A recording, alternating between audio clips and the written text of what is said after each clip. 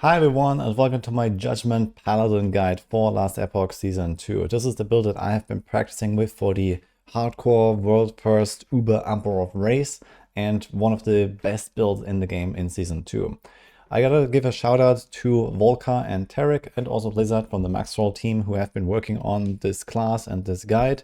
I've been mostly following their setup on Maxroll, which I will also be showing and linking down in the description. And it has been working like a charm even before the patch on my test run. But I've leveled this all the way to 91 now, and it has been an absolute breeze. This build is very tanky, probably one of the tankiest in the entire game, so it can tackle very high corruption easily, it can face tank many boss abilities, and it has really good damage output on top of it, with a decent amount of speed and mobility. It's not the fastest build out there, but it's a very smooth start, very beginner friendly, and it doesn't really need much to get online. It just kind of works from the start, and as you progress through the campaign, you do a few swaps, and eventually you transition into this Judgment late game setup, but that happens pretty soon. So I will walk you through the various steps based on the Maxroll guides and based on what I've been playing and finding out myself, and hope you're gonna have a very easy time with this. We also have the written versions here. As I mentioned, this is the Maxroll Sentinel leveling guide by Tarek, which actually builds directly into the Judgment late game setup. This is the best way to level up a paladin pretty much. And you also have the various progression steps here where you can follow along to see the trees for the individual skills. You can see the passive points as well. You can use the slider to see the progression, so you know exactly where to put the points. There are a few specific breakpoints where you unlock new skills and you get some specific things from the passive trees that I will talk about. And you should be aware of when you do certain swaps for having a good time. And the late game guide is this one here. This is made by Volker, which is for, the actual empowered monolith progression all the way to level 100. And as I mentioned, this build doesn't need much, but it really gets online later on. You get to the point where like invincible basically, even in very high corruption, you will be a tank. You will have 100% block chance eventually, reducing the damage of all incoming hits by something like 50 to 60%. You have a ton of armor, you have aura resistances capped from just existing pretty much, and tons of other good stuff going on. Plus, on top of that, you have a ton of ward, and you have a ton of healing per second from leech, life regeneration, and various healing abilities that you use all the time. So you generate thousands of life and ward combined per second. So anything that doesn't kill you instantly will not kill you basically. On top of that, if you need filters for this, then I recommend you go check out the loot filters from the Maxroll guides as well. You can download them here. They will be updated as well for patch 1.2. So right now they are like in a pretty good shape. I've leveled with those that were working fine, but they will be even better once the patch goes live, because there will be some tweaks I have to make. So go check that out, and then you have the filters also ready to go. The same thing for the endgame guide here. There's also a loot filter you can copy. So let's get started here at level 1. This is the first step in the progression. You only have vengeance on your bar, so you want to put that on your right click and then start progressing with this until you get the hammer throw, which is at level 3. So you kind of just like whack away, and then later you're gonna have the hammers. Hammers are pretty good. They do a lot of damage at the start. So like this, you can take down the first enemies pretty easily because it does like 20, 30, 40 damage per hit. It's ranged. It doesn't really cost any mana. So you just kind of throw them at range and use them for the first few levels. When you enter the first town, you want to go straight to the vendor, try to buy maybe a big two-handed weapon or something like that, and maybe some silver rings. These are those here that have movement speed and whatever else you can afford. Usually have like a 100 something gold or so, and these items cost barely anything. So just kind of grab what you can. You don't really use vendors very much in this game, but at least in the early levels, they can be useful. At level 4, you unlock Lunge, which is this movement ability here on number 4, and you see it in action here. This is very good to just rush through a campaign. You can jump from pack to pack every few seconds. It goes even off screen. You just need to aim in the general direction of the enemies. There are other movement abilities that don't require a target later, so it's going to be Shield Rush, which costs a lot of mana, but you can channel it forever as long as you don't hit an obstacle, so you can actually rush, 10 screens in a row if you have like a long straight line of open space, for example. That is also pretty good, at least once you're wearing a shield, which you will do later. Or there's also the Healing Hands specialization on the skill tree for that skill, where you can also be immune while charging a shorter distance, and it doesn't cost any mana. So you have the option to choose between those 3 different movement abilities, but for the start, you go with lunge because that's the only thing you have at this point. Then at level 5, you unlock Rive, which is like a melee kind of cleave ability, and you specialize this one. This is going to be your main ability for the next while until you unlock Javelin, which is going to be at around level 26 or so. And then you're going to use that mainly to clear. So Rive is a pretty good ability. It's just kind of like cleave stuff. You can still use the hammers a little bit early on. They still do pretty good damage if you need to be ranged. But other than that, you want to try to get a big two-handed weapon and then just kind of like cleave into packs of this. Some good weapons to look out for are these two-handed mace weapons here early on. These are the great clubs. They have lots of melee damage and then chance to bleed on hit. And this bleed is actually pretty powerful in the early game, especially because this Rive ability with the skill tree can spawn forged weapons. So they kind of like float around with you. And they can also apply these bleeds. So especially when you go to a boss and they have like 4 of those floating weapons, they will all bleed and you get like 20 stacks and they will just melt. Later on, you upgrade your weapon to something like this here. This is the Cultist Chopper. This also has, you know, even more melee damage and even more chance to bleed. So this is going to be like at around level 14 here, or maybe a bit earlier even.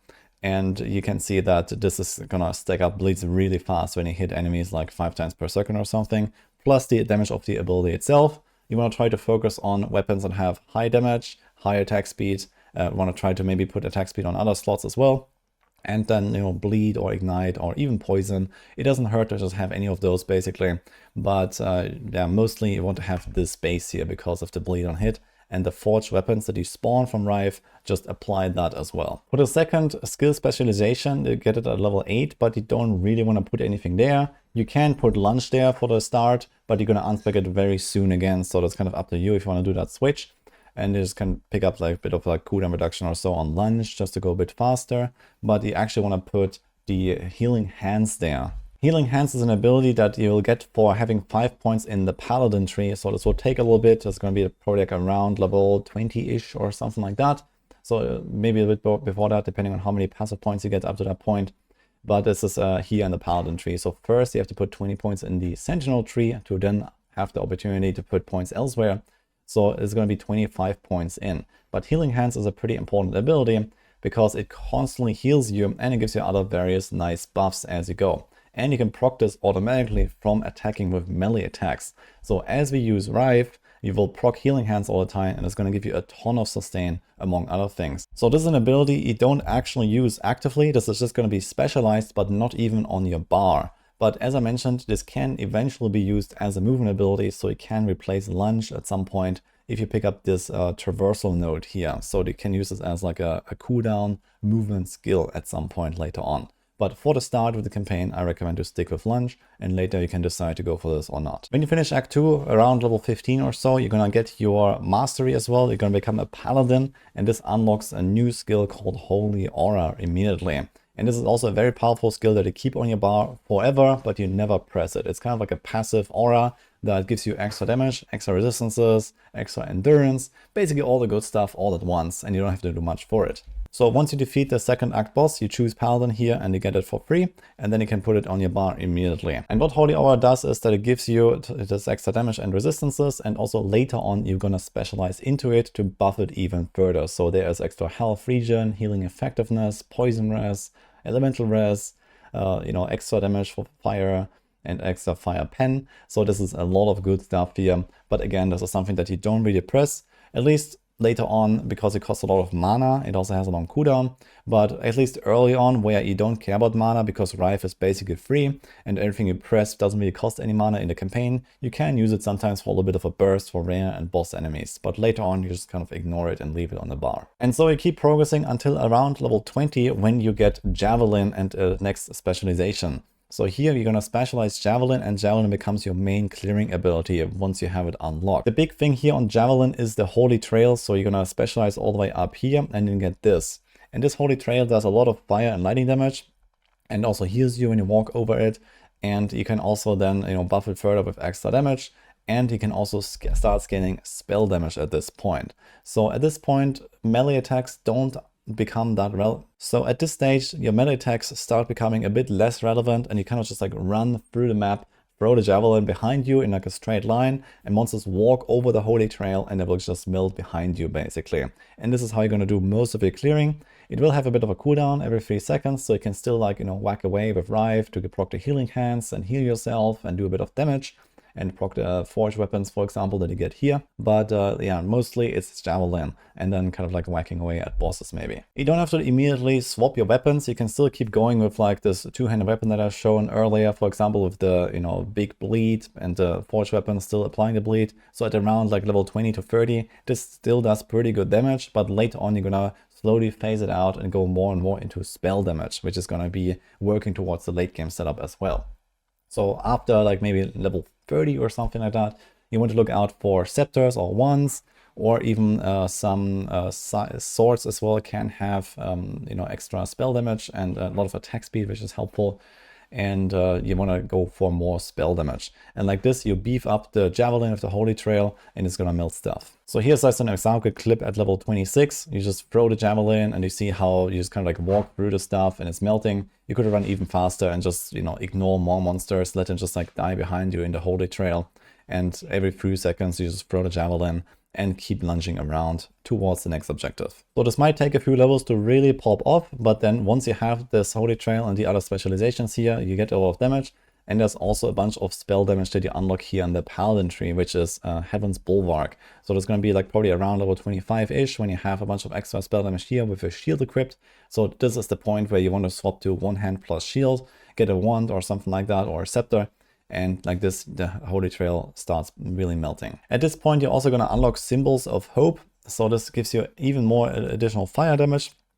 So this also helps you to like beef up the damage here of Javelin and all of your other attacks. Also gives you a health regeneration, and this is yet another kind of passive ability you just put on your bar and leave there. And at level 35 you can also specialize into it, and then you're gonna get even more buffs. There's tons of good stuff here, so you're gonna get more damage per symbol. They just kind of like spawn on you and float around you basically, and you don't want to really press the ability actively. You just kind of like have them all the time. So this is actually a reworked ability from Season 2, in case you have played Paladin before. Then you will know this ability as Sigils of Hope, where you had to actively spawn them. And now they're actually just passively spawning and you can consume them, but you don't want to do that. So just let them float around you, and it's like basically an aura. And we do have here extra healing effectiveness, damage, and we get more sigils here. So there's like +1 there, and endurance threshold, and a bunch of other nice buffs basically. And this javelin setup keeps getting better as you go, because you scale more and more spell damage from the tree, from the skill trees as well, and so on. And it will just carry you all the way through the campaign. In my case, I actually went to monoliths at around level 35 in Act 5. So you can actually skip a lot of the campaign because you're pretty powerful, pretty tanky. You have to be a bit careful when you enter monoliths that early, but you can just jump right into endgame, and if you're a bit careful, you will be fine. For most newcomers, maybe I would recommend to keep going with the campaign a little bit longer. I think the leveling guide from Tarek, for example, recommends to go all the way to Act 7, so you're gonna just have more levels, you're gonna have more passive points and idle slots unlocked already by the time you are going into endgame. But you can do that, especially if you have played the game before. And finally, to get to the final setup, so this is going to be like around level 40, maybe a bit earlier, you can get Judgment. So Judgment is going to be the main endgame ability that you're going to build into, and also what will lead to like this Judgment Paladin endgame setup basically. So this will become your main clear skill. Now at the start, it doesn't really have like the crazy damage output, but it does ramp really fast. So you can choose to keep Javelin on your bar a little bit longer and not unspec it just yet. Maybe get a few more levels, and then you want to go into Judgment. But you can also go for this right away. It will not do that much damage as Javelin at the start, but after a few levels, it will ramp way beyond that. And it's also about to get buffed a lot. So the way the Judgment works is that it's just kind of like a ground slam, and it leaves this like, holy ground area that does fire damage on the ground, and enemies just walk through it and they melt away basically. It's like a dot build, and it costs a lot of mana. And in order to sustain that mana, we will unspecialize our Rive that we had at the start. We don't really care about the melee damage that we were doing previously. Instead, we go multi-strike. So we basically swap those two skills here from Rive to multi-strike. And multi-strike allows you to get a lot of mana. And the way this works the best is that you hold down both buttons. You hold down multi-strike and Judgment together, and it will always cast Judgment if it's like more to the left than multi-strike on your bar. So you see this here right now. I have my judgment on number 4, which is further left than my multi-strike, which is on right click, or number 5. And in that case, the left side takes priority. So as long as you have mana, it will cast Judgment, and when you're out of mana, it will cast Multi-Strike, which costs nothing and restores mana when you are out of mana. So your mana basically always stays at near 0 and goes up and down constantly. And like this, you can cast as many judgments as possible. You can stack them and it will start melting, especially the bosses. Multi-Strike also offers some other nice little buffs. So there's like a bunch of like extra armor and block effectiveness, for example. But the real thing here is this extra mana gain per stack.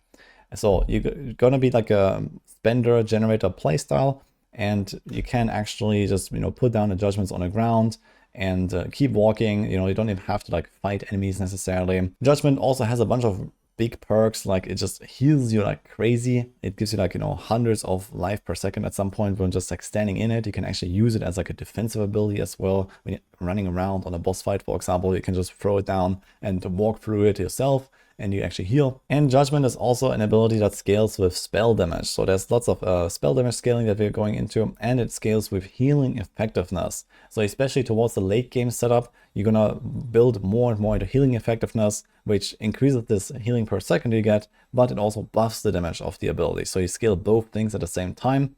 And there are some really big damage nodes here. For example, this Consecrated Ground plus 120% more multi from Purifying Flame node, and here's another 140% more multi. So you see how this is ramping up really fast once you get more points in this tree. And then later you can build either into the duration nodes up here to stack even more of them at the same time, especially for like high corruption and bosses and so on. So sometimes you might want to swap into this when you like push corruption really early, for example, or you go for the area nodes. I've been playing with the area nodes mostly as I was going all the way to like around 300 corruption with my Abaroth run that I've done, and it just felt a bunch better playing with the extra area because it's kind of small, and this just helps you to clear much faster, and the damage is more than fine. And that basically leaves you at the end of the leveling guide here. So the final thing that you're gonna specialize into is going to be the Holy Aura. So at some point, once your Judgment is really like kicking off, you're gonna definitely get rid of the Javelin, and you're gonna do only Judgment for damage. And then at level 50, you unlock the Holy Aura here. And this allows you to like specialize into like more damage, regen, resistances, and so on. And somewhere at around that level, you can also start working on the endgame guide. So we have that here. This is the Judgment Paladin endgame guide. And this has also the starter endgame aspirational variants, so you can go check that out to see kind of what you're going for. But at this point, basically, you kind of keep going with the same setup, and there are some more tweaks you're going to do later on. But most importantly, you're going to just try to get better gear, try to stack a lot of attack speed, because more attack speed means you get more mana from the multi-strike, and then you can cast Judgment more often. And there's also some other little perks about attacking quickly. So when you look out for something like a Nagasa Scimitar, for example, which has 1.24 attack rate, and it has also a damage over time implicit, which is nice. So some of the stats that we are stacking in the late game are spell damage, elemental damage over time, fire damage over time, and well, the rest is basically just defenses. So we want to have a lot of health, a lot of armor, and we want to try to stack up some of those skill ranks here. So for example here, Healing Hands, that also comes with the increased healing effectiveness, which is important to scale the Judgment damage. There's also a new stat called Ward per second and Ward decay threshold, which can roll on rings and amulets, which is a very powerful stat as well, which is not currently on a planner here, but it might be on the late planners. But either way, this is a new stat that is introduced, and is also really good for defenses, so you want to look out for that. And for the shield, you also want to get like, it's just a shield that has high block chance and higher block effectiveness and maybe some other defensive stats. And you're also looking for items that have less damage taken from dots, because dots are really going to be like some of the more dangerous like enemy abilities, basically, because we have so much block that only works for hits. You have so much armor that usually just works for hits, and dot damage can actually be kind of painful. And like this, you're going to try to build into less damage taken from dots. For example, through the Oracle Amulet, this is like a very high level base, but you're going to get that thing later on. And also, for example, we have these boots here where we can get haste buff, and then we take less damage over time from from dots, basically. While we have haste, which we can get from the Wingguard's unique glove. And eventually you're gonna end up with a character that has 100% block chance with lots of damage reduction against hits, lots of armor. Every resistance is just capped pretty much by default. You just have to build a tiny bit of resistances like physical and poison, for example, from idols. And you're gonna just get everything else from the tree, from the holy aura that gives you a ton of resistances just for existing basically. And you're gonna be very tanky. One important swap you're gonna do later on is the swap to Vengeance, which makes you even tankier. So there is a mod here on the chest piece that gives you mana gained when you use Vengeance and hit at least one enemy. And this can roll up to 17 mana per hit. So if you get this with at least like a tier 4 or tier 5 roll or something like that, you should look out for this.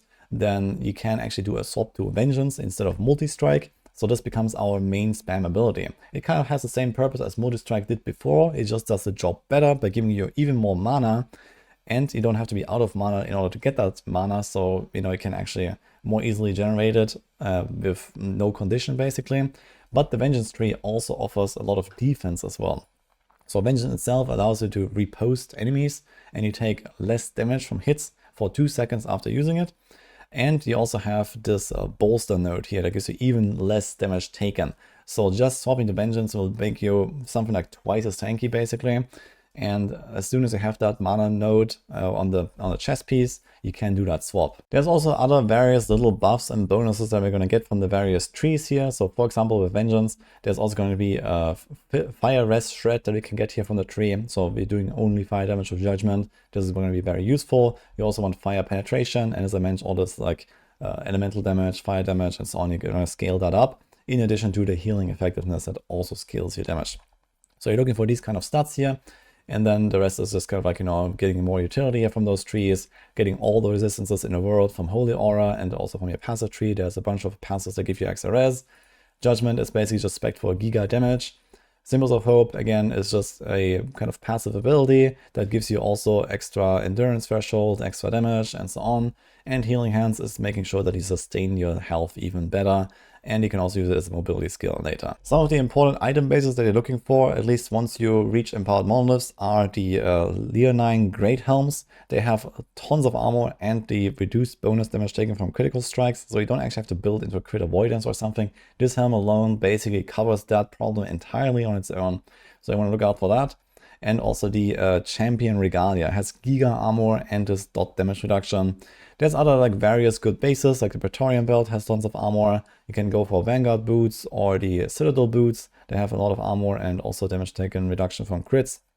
And also this relic base here, this has fire damage and healing effectiveness, exactly the 2 stats that you want.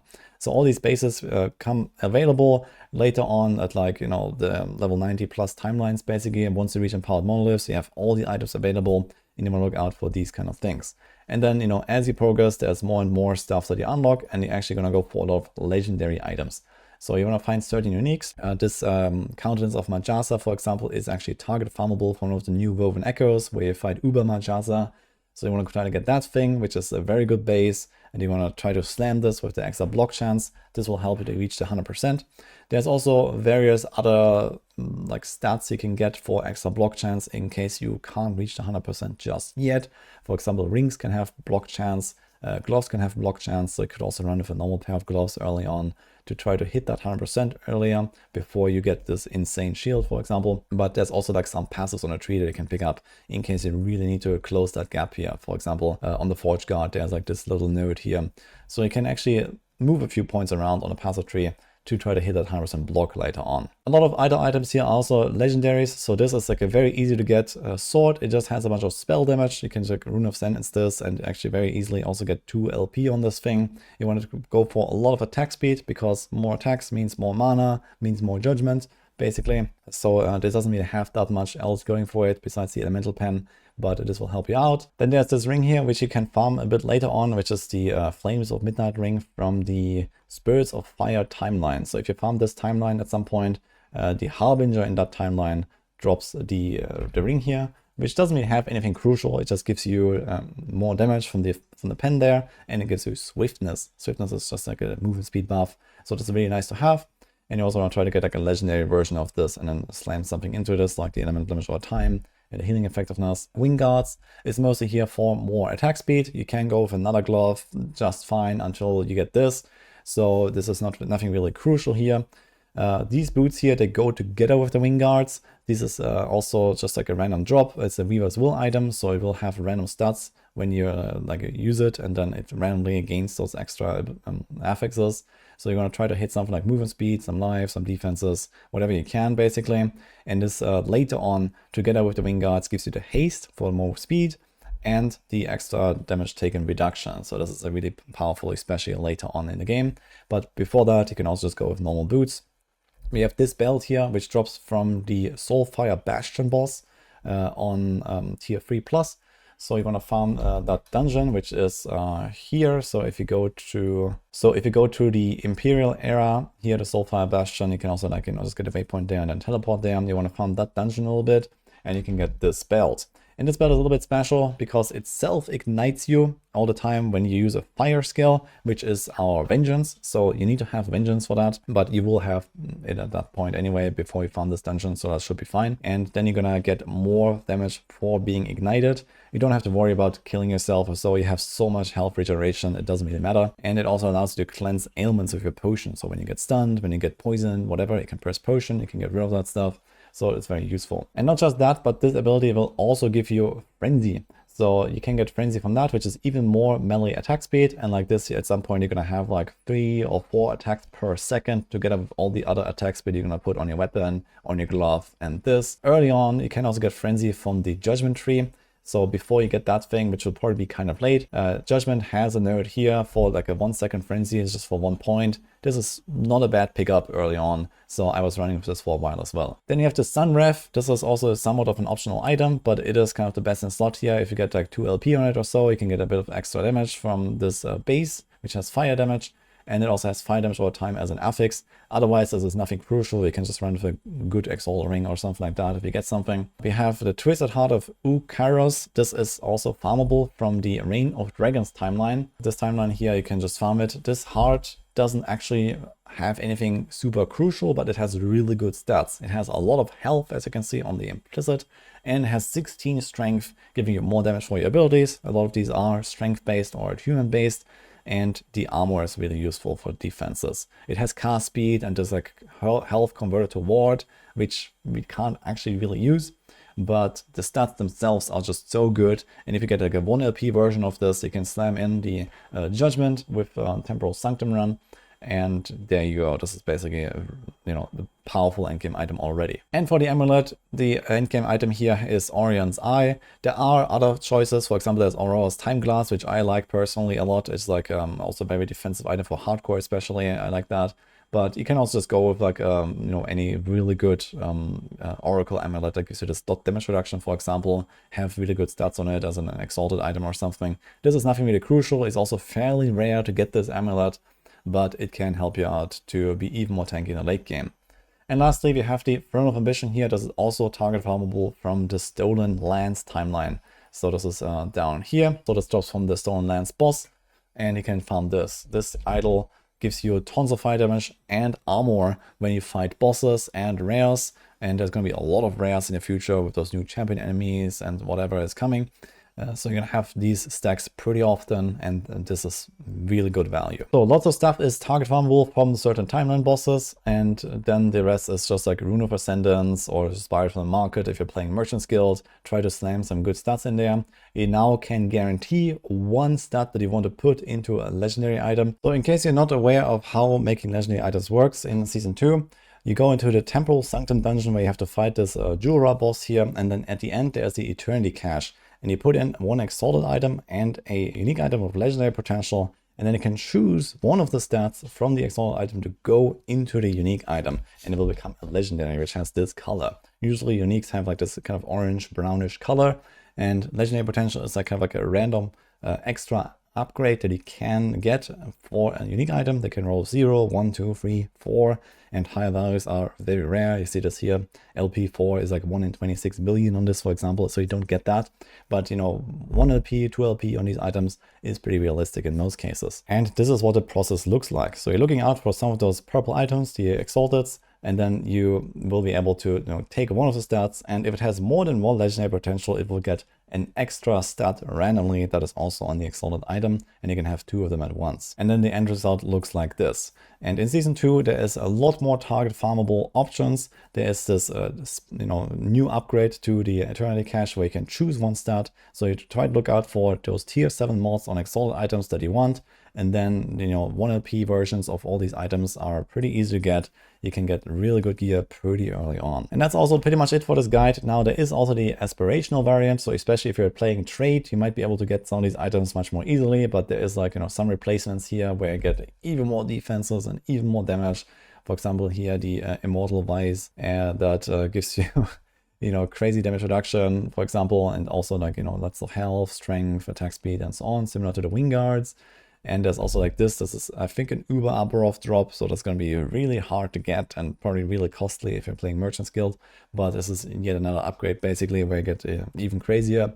And, you can go for other upgrades as well, getting more LP on your other items, getting better reversible outcomes, and so on. So this is kind of the ultra gear that you're looking for if you really grind it out. But this is not really necessary for anything besides just pushing corruption as high as you really want. And just to finish this up with some of the passive tree choices that you make here. So let's start from the leveling guide again.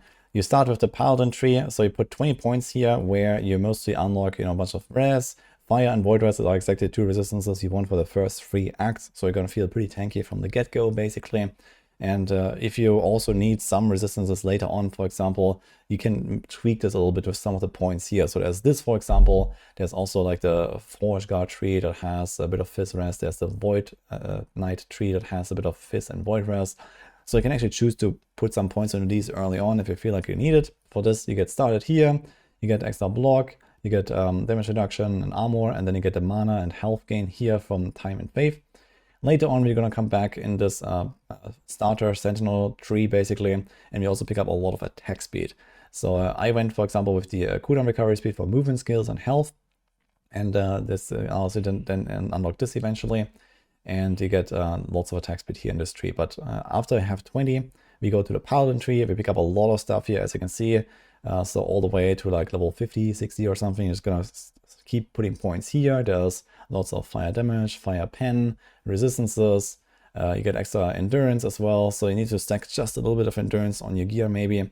And you're going to hit 60%. You want to try to hit that threshold because it gives you a lot of damage reduction when you're at low HP. Prevents you from getting one shot and so on. It's pretty good. There's the extra spell damage as well. Reduced damage taken from crits. Effectively, to get off the helm base that I showed you earlier, this will make you crit immune, so you don't have to worry about that anymore. Here's Necrotic Rest as well, so this is covered. And then we have armor, and here's also more fire pen with healing effectiveness. Yet another reason to stack that stat as much as possible. Also from your idols, for example, there are some pretty big idols that can do that. And here's the Holy Aura and Symbols of Hope effect, which effectively just gives you even more damage and resistances and all that kind of stuff that you get from your auras. And then somewhere in the end game, you're going to start specializing into some other things here. For example, here's the Forge Guard tree. You can get more attack speed, more strength. Then you can kind of fill out some of these extra points here and just pick up more damage, more defenses. And eventually there's also some other good utility they can get here. You can even go for a Covenant of Dominion, for example, that gives you movement speed and fire damage. There's also a good late game pickup. And once you reach the end of the leveling guide, you should go to the endgame guide and then maybe do a bit of a mild respec. So there might be a few points a bit different here from the endgame guide, but it's overall the same stuff as you can see. And there's lots of other late game choices that make you more powerful. There's also Reverence of Duality later on that gives you just everything that you want. They have this here that gives you movement speed and damage, which is very nice. And you also have here Divine Essence per second. This is a very interesting note. That's also, I think, new or reworked now. That gives you also more armor and healing effectiveness and reduces stealth damage even further. So you're going to be very tanky later on. And that also concludes this guide here. So I took this Paladin all the way from level 1 to 91 or so on a test run. It didn't take me very long and I didn't know the class at all. So this was the first time I actually played Sentinel. And I went all the way to upper of this in less than 15 hours or something like that. So if you know a little bit what you're doing, you can get there pretty fast, even much faster than that, to be honest. And well, for new players or people that have not even played Sentinel, this is a very good introduction to the class, I think. So I hope that this guide helps you. I try to explain it, as much detail as needed to make sure that, you get all the progression steps. So let me know what you think about it. And maybe if you want to see other guides, let me know about that. I have plans to play multiple characters in this last Epoch season. It looks very fun and something I want to stick to for a little bit. But for now, this is what I got here. You can tune in for my stream as well. I'll be doing long streams for the launch. I'll be racing for the world first Uber Aberoth on hardcore. So it's going to be very fun, I think. And I will be using this build for the most part. So hope you enjoyed this video guide. I wish you good luck at the start and I'll see you guys next time.